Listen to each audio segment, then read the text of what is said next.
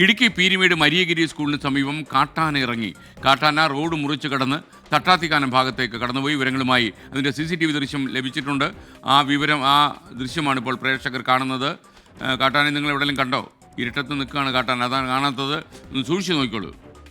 റൗണ്ടിലെ കാട്ടാന നിൽപ്പുണ്ട് കേട്ടോ. കണ്ണടയുള്ളവർ കണ്ണട എടുത്തൊന്ന് വെച്ച് നോക്കിയാൽ വളരെ കൃത്യമായിട്ട് അറിയാൻ പറ്റും. റെഡി. അപ്പോൾ ഇനി രാഹുൽ വിജയന് പറയാം. Good morning.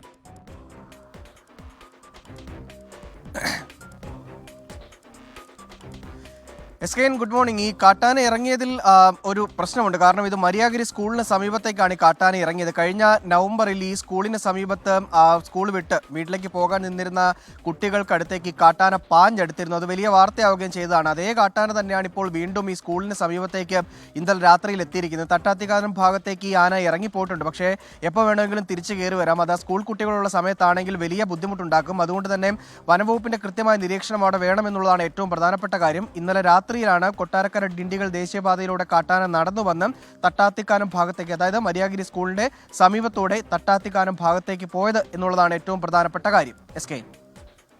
രാഹുൽ വിജയനാണ് വിവരങ്ങൾ നൽകിയത്. കുട്ടികളൊക്കെ ജാഗ്രത പാലിക്കുക. സ്കൂൾ അധികൃതരുടെ ഭാഗത്തു നിന്നും ചില ശ്രദ്ധ വേണം. പള്ളിക്കൂടത്തിനടുത്തായതുകൊണ്ട് തന്നെ